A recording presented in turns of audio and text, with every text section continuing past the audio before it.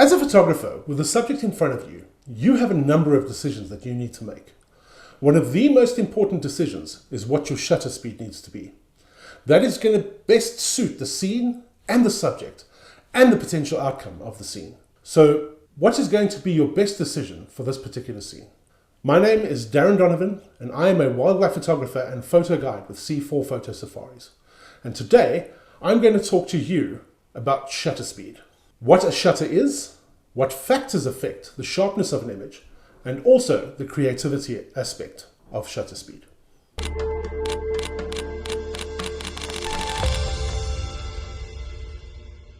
So, what is a shutter?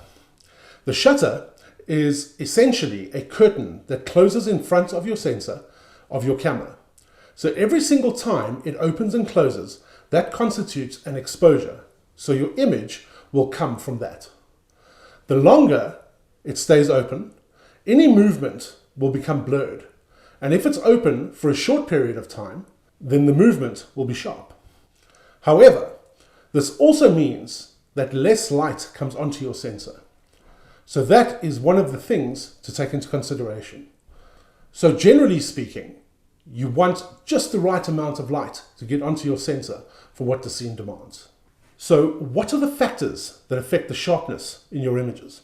Number one is knowing the speed of your subject. So in wildlife photography, if you're photographing a mammal, for instance, they generally do not move as quickly as what birds would fly, for instance.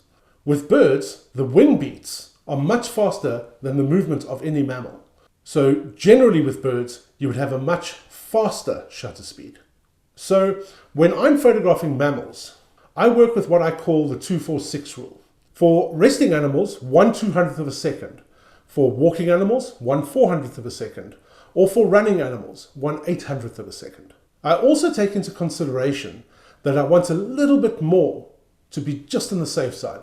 So I generally add around about 20% onto those numbers. When photographing birds, I go with the 1-2-3 rule. With large birds with slow wing beats like vultures or birds of prey, I generally set my shutter speed to 1/1000th of a second, plus 20%.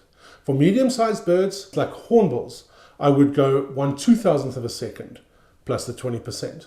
And for fast birds and small birds, like sunbirds or bee-eaters, I would go 1/3000th of a second, plus the 20%. So those are generally the speeds that I would look to start with regarding the speed of my subject. I always approach shutter speed with the intention of what can happen. So for instance, with birds, I'm looking at, is the bird going to fly? Is there potential for it?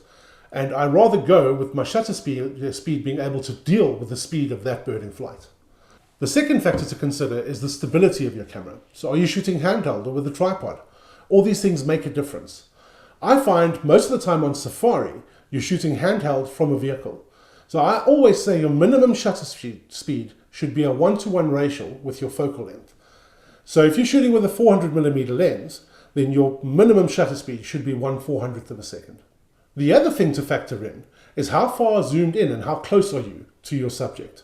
The more zoomed in and the closer, you generally want your shutter speed to be higher, because any movement at that point will show up if you zoom in and check the sharpness of your image. So remember to add that 20%. So creativity with shutter speeds doesn't necessarily mean just going slow and doing ICMs. It also means that you can shoot with a high shutter speed and freeze the moment. So for instance, I recently in the Kalahari was with guests, and we had the opportunity of photographing Birchall sandgrouse coming down for their morning drink. Now sandgrouse males submerge themselves and absorb water into their belly feathers. One of the creative shots that we captured was getting these birds erupting from the water's edge with the droplets against the dark background. So that creativity really told the story, but we had to shoot at 1/3600th of a second. The other option, of course, is trying to slow it down. So later on, we went to 1/60th of a second, and we photographed the birds with blurred wings and the streaks of water coming off against the dark background. Now, the thing about that ICM is that you don't necessarily get it right all the time, but when it comes right, it looks really, really good. So the other thing that I wanted to touch on with regards to shutter speeds is photographing at night. At night, you don't have much in the way of ambient light, so your shutter speeds are generally going to be struggling. So I use a shutter speed of around about 125th to 160th of a second to get that sweet spot and be able to get sharp images with a spotlight. So this is just a ballpark figure. Your ISOs are going to be high, but the reward of an image where you can control the light direction goes without saying. Where do you find the modes to be able to control your shutter speed completely? So with most cameras, you have a dial on the left-hand side of the camera. And here, the two that you would use would be M, manual, where you can completely control it. And the other is S for shutter speed. With Canon, S would be TV. But on Sony and Nikon, S is for shutter. So that shows you how to get to the mode. So the other important dial is your main command dial, which is always the one closest to your thumb on this side. And on all cameras, this is going to be your main command dial. So if you are set to S or M, you would then control your shutter speed using these dials over here. Well, I do hope that you liked this video and enjoyed the content of just a basic touch on shutter speed and how it can add to your photography out in the field. If you enjoyed this video, please subscribe and press like and leave us a comment.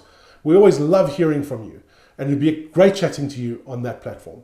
Until next time, enjoy your photography.